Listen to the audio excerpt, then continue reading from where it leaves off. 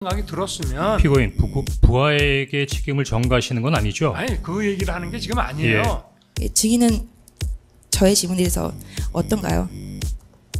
뭐가 어떤가요? 지금 김계리 변호사님 정치하시는 거예요? 논리에 비하계십니다. 지금 알고 있으면 자꾸 물어보세요. 요 3일체가 맞다 그러면 어디 하나 흠잡을 수 없는 거 아닙니까? 그 외에 궁금한 거 있으면 물어보세요. 네, 십시랑 여쭙겠습니다.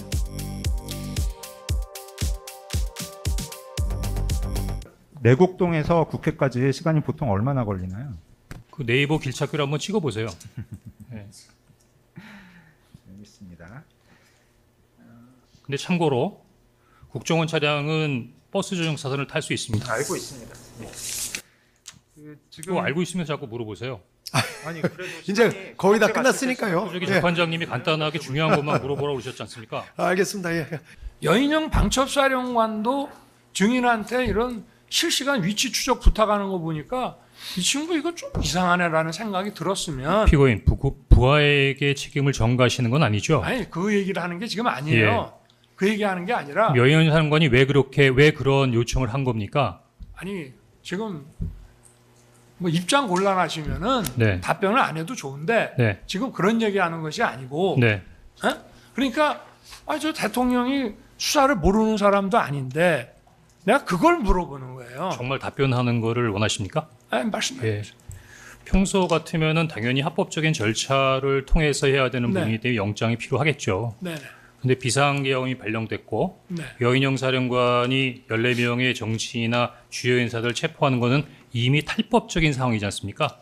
바로 이 대공수사라든지 자금이라든지 또 수사 전문 인력이라든지 이런 얘기를 한다는 자체가 그게 평소에 증인도 국정원 안에서 들어왔던 대통령의 관심사항, 방첩사의 역량 보강을 좀 해라 하는 거하고 같은 차원이라고 받아들이지는 못했습니까? 예, 뭐 그럴 그냥 물어보는 거예요. 예, 그럴 수 있을 것 같은데요. 네. 그러면 방금 말씀하신 대로 내가 싹 다 잡아드리라고 한 것은 반국가 단체였다라고 말씀하신 거지 않습니까? 아니 본인이 반국가 단체 나는 그때 예, 반국가 간첩이라고 단체 하셨습니까? 그럼요. 간첩을 아니 잡아드리라. 난 누굴 저는 잡아드리라고 하신 겁니까? 간첩이라는 말도 안 썼고 예, 그럼 누구를 잡아드리라는 반국가 겁니까? 단체라는 말도 안 썼는데 예.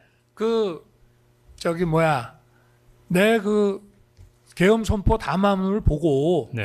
증인은 그 내가 다 잡아드리라는 얘기에서 이거를 반국가 단체로 이해를 했다고 지금 아까도 계속 얘기를 하셨잖아요. 네. 네. 그러니까 반국가 단체라고 하는 것이 바로 대공수사 대상이 되는 뭐 간첩이라든가 방첩 수사의 대상이 되는 사람들 아니겠어요? 예, 일반 거기까지는- 사람은 아니잖아요. 거기까지는 전혀 문제가 없다고 생각하는데요. 네네. 그 이어서 53분의 통화가 끝난 다음에 58분과 23시 06분에 여인영 사령관이 저에게 소위 체포자 명단을 불러주면서 제가 보기엔 문제가 생기는 것 같습니다. 아니 그러면 그게 그러면 저기 이재명, 예, 됐습니다. 우원식, 한동훈이 예. 반국가 단체나 간첩은 아니지 않습니까? 증인이 만약에 해임되지 않고 네, 1차장 자리에 그대로 있었다면 네. 그래도 이렇게 했을 거로 생각이 됩니까? 증인은? 제가 보기엔 1차장 자리에는 이미 12월 6일 날 그 피고인께서 다르게 말씀하셨지만 조태용 원장이 계속 차장실 유지하라고 했고 제가 심지어는 차장실에 들어가면서 차장 계속 아니, 하래라는 그러니까 저는 예. 근데 그거보다는 그 12월 6일 날 정보위원장부터 전화가 왔는데 그럼 정보위원장이 그러니까 조선일보에 그 관련된 기사가 나고 정보위원장한테 전화가 왔으면 방금 말씀드리려면 그럼 정보위원장한테 거짓말하거나 숨겨야 됐다라는 말씀이십니까? 아니 그러니까 그다음 12월 6일 날. 12월 5일 날 네. 해임 통보를 받았잖아요. 네. 근데 해임 통보 받기 전에 이제 7시 47분에 김태효 그 차장한테 보내는 그 문자하고 이런 걸 다 감안했을 때 네. 뭐 답변 안 하셔도 좋습니다. 네. 근데 만약에 12월 5일 오후에 해임 통보를 안 받았다면 그래도 이렇게 그 이후에 했던 거하고 똑같이 그 국정원 비화폰도 막 이렇게 오픈시키고 막 이렇게 했을 것 같습니까? 본인은? 방금 대답 안 해도 된다고 하셨는데 그냥 대답 안 하고 가는 게 나을 것 같은데 제가 드리고 싶은 말이 있긴 합니다. 예. 이상입니다. 대통령이 종북 세력을 척결하겠다고 계엄을 선포했는데 박선원 의원과 같은 야당 의원에게 주의를 받고 지시를 받는 행위를 하였나요? 우리 김계리 변호사는 박선원 의원을 종북 세력과 박무단체 요원으로 지금 말씀하시는 겁니까? 정치적 중립과 관련해서 야당 의원에게 지시를 받는 것을 여쭌 겁니다. 어떤 지시를 했습니까? 김계리 계엄과 변호사 저 관련해요. 지난번 헌재에서도 똑같은 질문했던 거 기억합니다. 그렇죠? 저도 TV만 보고 있습니다. 네. 제가 다시 그래야만 무슨 일인가요? 라고 물어봤고 저도 TV만 보고 있습니다라고 했는데 제가 저게 가만히 무슨 있으라고 지시이고 지시를 하지 않았습니까? 그래야만 합니다라고 박선원이 증인에게 그래야만 지시를 합니다라는 건 했고 지시가 아니라 그냥 자기 생각을 얘기한 거죠. 또 한 네, 가지는 네, 알겠습니다. 그 시간에 알겠습니다. 박선원 의원만 저한테 연락이 왔나요? 여당 의원은 연락 안 왔나요? 당시 여당 의원은? 억대 대북 공작금의 전용을 문제 삼아서 고발 조치하겠다고 했고 증인은 빼고 김모 특보만 고발하겠다고 해서 박선원에게 약점 잡혀 있는 것이 아니냐라는 취지의 질문을 했던 것이거든요. 근데 증인은 이제 제가 이런 취지의 질문을 하니까 90억 상당의 대북 공작금 횡령 의혹에 대해서 답변을 했었거든요.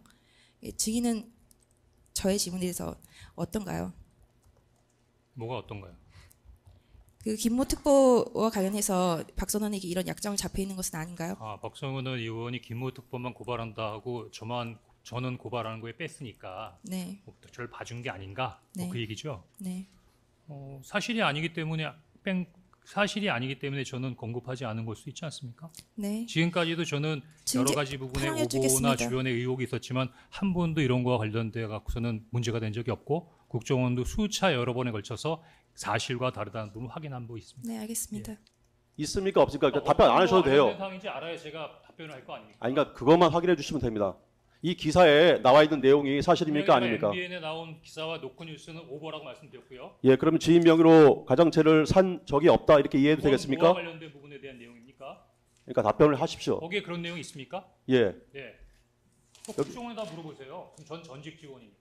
아니 그러니까 증인 산 적이 있습니까 없습니까? 그것만 말씀하세요. 국가정보법에 의하면 인원과 임무 편제에 대해서는 얘기하지 않도록 되어 있는데 네. 지금 변호사는 저야로 하여금 국가정보법을 위반하라고 지금 말씀하시는 겁니까? 지인 명의로 산 적이 있습니까 없습니까? 저 이제 물어보시라고 말씀드렸지 저 않습니까? 송 변호사님 여기까지 하시죠. 제가 보기에는 뭐 말씀하시는 거를 하고 오보라고 말씀드렸잖아요. 헌재 법정에서 조태용 국정원장에 대한 증인 신문이 끝나고 난 이후에 박지원 의원이 페이스북에 이런 포스팅을 하였습니다. 그 홍 차장이 직접 제게 청탁을 한 것이 아니고 주영 대사를 역임하신 전 국정원 간부가 6번에서 7차례 청탁을 하였고 인사 청탁을 저에게 하였고 거절한 것이 전부입니다. 그래서 저는 인사청탁이나 했다면 홍 차장을 질책했고 대북 공작금 유용 비리 의혹에 대한 저의 질문에 홍 차장은 대면 보고하겠다고 답변, 이후 의원회관에서 설명을 드린 게 전부입니다. 라고 하여 이런 공작금 유용 비리 의혹이 정보위에서도 의혹이 제기된 게 맞죠? 그럼 정보위에서 이런 내용들이 진행돼서 아직까지 문제가 없으면 정보위에서 클리어가 됐다는 뜻이네요? 국정원이 우크라이나에 인원을 파견한 것은 북한이 러시아에 파병을 한 것과 관련해서 정보를 수집하고 안보에 대응하기 위한 것이죠. 예, 그렇죠. 증인은 해외 안보 정보 수집과 관련한 업무를 하는 우크라이나 파견에 아무런 관련이 없는 국내 금융 파트에서 근무하는 김병기 국회의원의 아들을 데리고 갔죠. 다시 한번 말씀해 주십시오.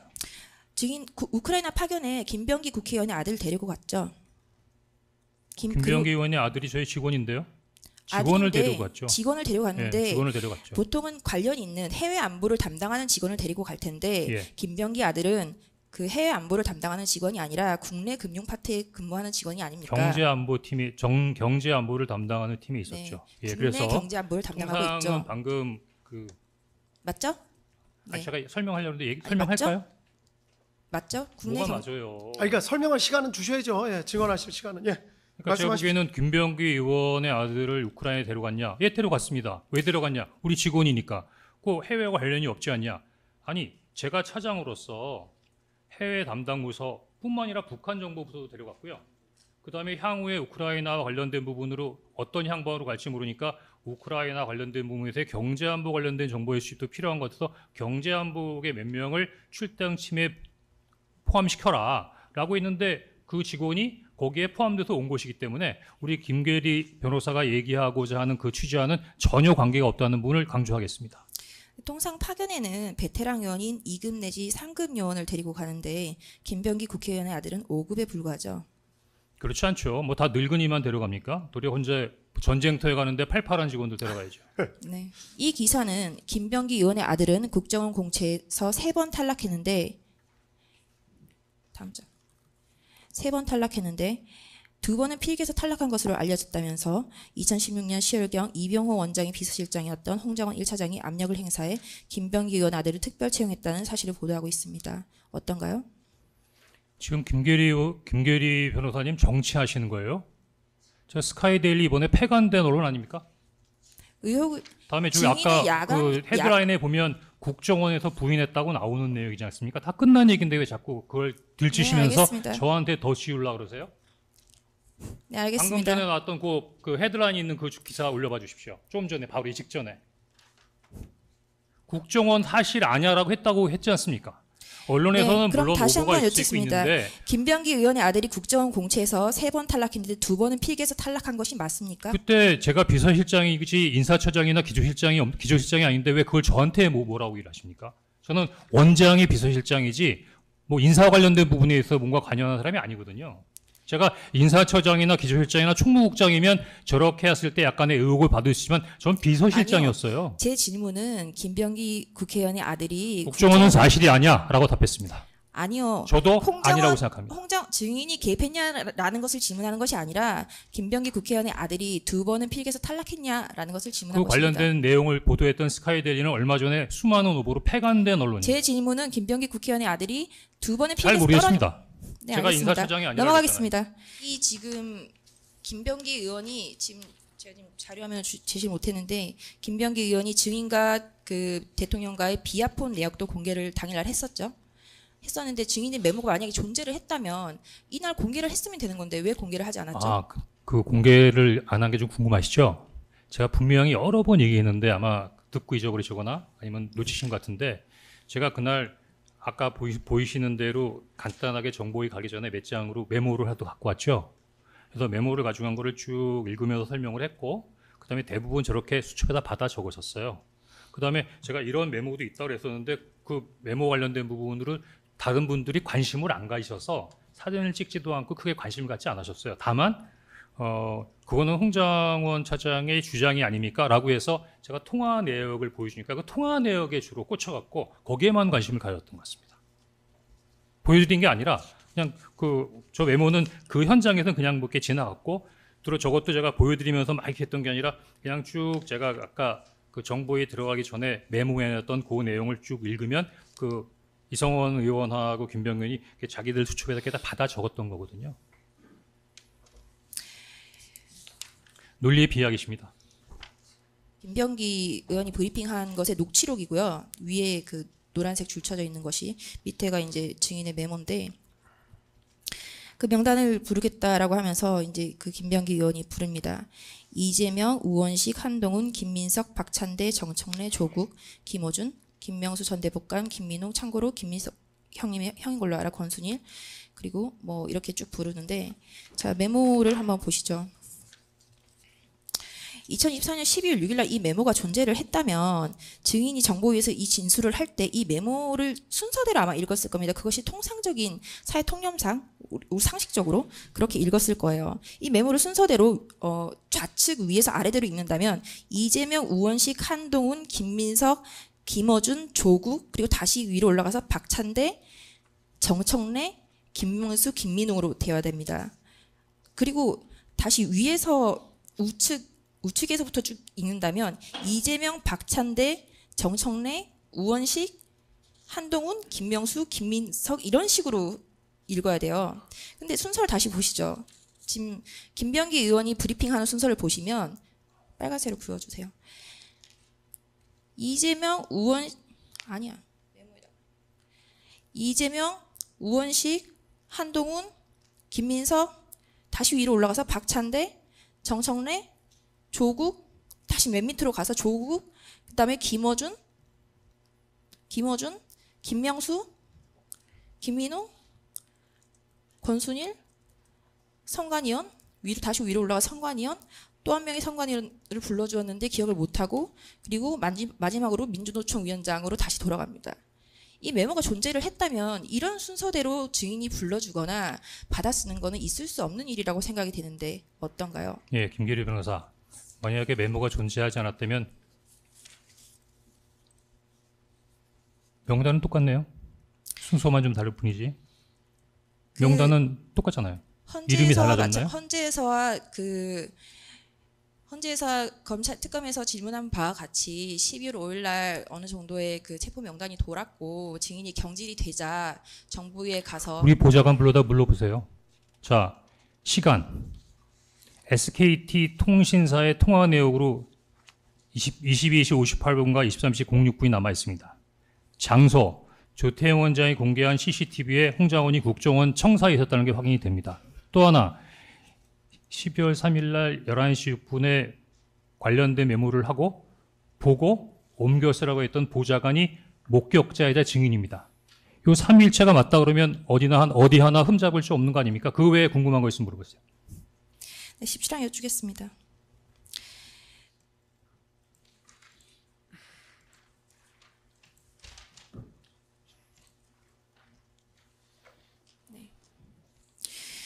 증인이 계엄 직후에 작성한 이 메모의 기재에 의한다 하더라도 증인은 10시 58분경 여인영과의 통화에서 아무런 대화가 없었고 10시 6분경에 대해서의 여인영이 어떻게 된 거야? 꿈을 거렸다고 기재되어 있고 기재되어 있는데 그 특검의 주심은 지금 세 차례 증언이 있습니다. 계엄이 지금 12월 6일 정보위에서 그리고 12월 11일 경찰 진술 조서에서 그리고 헌재에서 첫 번째 1차 증언에서 일관되게 진술을 합니다. 22시 58분에는 아무런 대화가 별 없었고 11시 6분 경에서야 꾸물꾸물 하다가 대통령께서 방첩사를 지원해 주라라고 하니까 이제 여인영이 뭐라고 말을 했다라고 하다가 CCTV가 나오고 나서야 착오를 했다라고 하는데 증인이 계엄과 관련해 가장 기억이 생생할 때 작성한 이 메모가